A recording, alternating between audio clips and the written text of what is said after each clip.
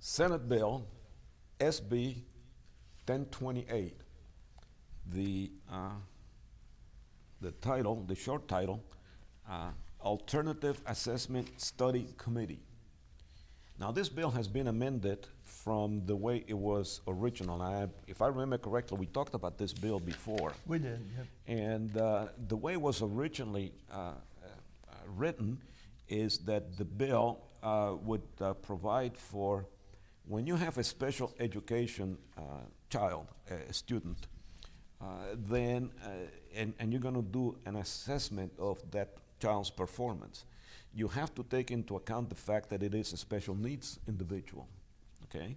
And so you can't judge according to the same standards. So you should be able to have different standards to assess the performance of the student. However, this bill has been amended, and one of the provisions of the amendment, and there's more than one, and Archie is going to be talking about that as well, but one of the provisions of the amendment is that you have a study committee as opposed to changing and this is what's not clear about the bill, not to me anyway, is that assessment committee something that you're going to just assess this, or you're just going to go ahead and do it and then report on it? It's not clear to me what it is. And so, Archie, maybe you can shed some light on that. Okay, understand that this is adding Title 15, Section 744 to the code. There is currently no 744, so you're not amending an existing code section. You're creating an entirely new code section. Okay. Let me mention something because I think it's important. Well, it may not be that important because not that many people read the bills, okay? Even a lot of your legislators apparently don't read the bill. But for those of you that do read those bills, you know that new language, it's supposed to be shown in all capitals, all uppercase, and blue print, okay? That's so you can distinguish it from other language that was already there. So you can tell the difference, okay, this is language that was already in the code, and this is language that we're adding. We're adding a whole new section here, but it doesn't show in blue uppercase. No, it shows in regular language. When you go to the website for the legislature. So if you or I or somebody else is reading this bill, they say, no, this is already in place. We're not adding this. But you are. Yep. And when the legislators vote on it, this is going to be part of the bill, but it does not show that it is new. Correct. And this is not the first time. We've noticed that on several bills already. Several bills, yeah. Yeah. Mm-hmm. So it's not so much an oversight, I don't think. It's more like, well, I don't know. Lack of training, I don't know. I don't know why that would be. It would seem to me that's got to be a problem with legislative council. I mean, they should have known this. Now, it may be that the provision of this bill, which is not in caps and not in blue, may have been transferred from some other code section and just imported here. But it doesn't change the fact that it's all new language. It's an all new bill. Yeah, no, and all of this language should be.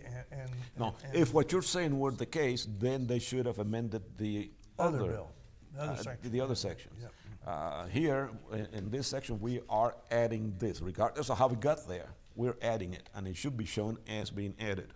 Mm-hmm. And that's a beef that I have. Now, I don't want to penalize the bill necessarily. I mean, we should evaluate the bill and its merit.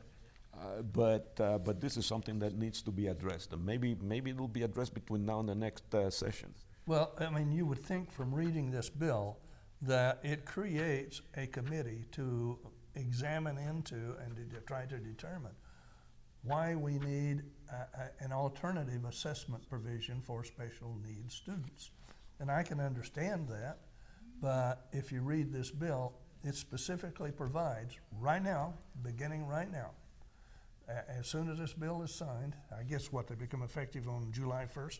Unless it has an emergency clause. I don't think it has an emergency clause. This one doesn't have an emergency clause, and I'm aware Okay, of. yeah, so it'll be July when it's... Yeah, but so beginning next school session, then these special needs students have to be administered this alternative test. And there's nothing in here that describes what the alternative test is. So how do you know? And there's nothing in here that really tells you which, if any, special needs students get to take this alternative test. I mean, it's just, you know, it looks like it's putting the cart before the horse, basically, is what it amounts to. So that provision that is currently in blue really should be, in my humble opinion, it should be amended out because it makes a provision for the test to begin immediately, while Section 2 says we're going to create a committee who's going to study and come up with what needs to be done for a special needs student. And I think that provision is probably okay. But the first section is not okay. That makes it currently, not in my opinion. It needs to be amended.